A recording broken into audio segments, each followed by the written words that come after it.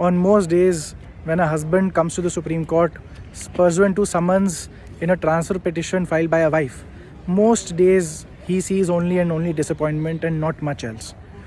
Today was not one of those days. Today we had a matter in which 3 transfer petitions were filed, one after the other, by a wife in all the cases instituted by her against the husband. And although notice was issued, which I feel was also improper in this matter, we did have to enter appearance, we did have to file our counter affidavits, and we did have to make our submissions in order to convince the court that these transfer petitions should not be entertained by the court. But after putting in the effort, the court was convinced and said that in petitions filed by you against your husband, you cannot keep seeking transfers from the jurisdiction that you chose to another jurisdiction which now you deem to be convenient.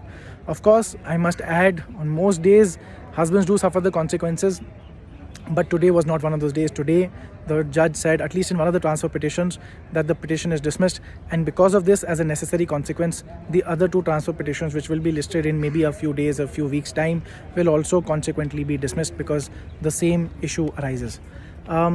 Another very interesting thing that I noted, now I'm not sure whether this is there for all matters, but at least before this particular court of Justice Sanjeev Khanna, who was elevated from the Delhi High Court. I've had the privilege of arguing before him when he was a judge in the Delhi High Court as well.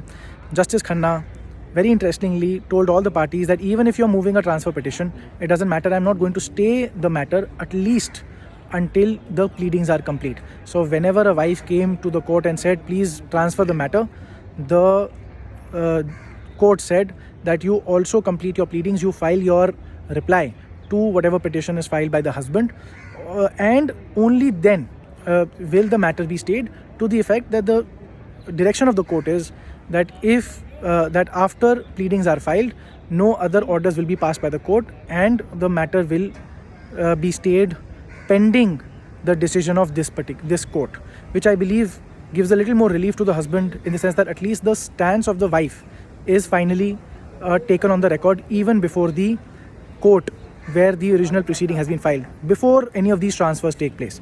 And as a last and final word, we are going to put in a great team of fantastic advocates who were there to assist me, who were taking selfies, and I wanted to catch them with the selfie thing, but you know, the phones got down the moment I put the camera there.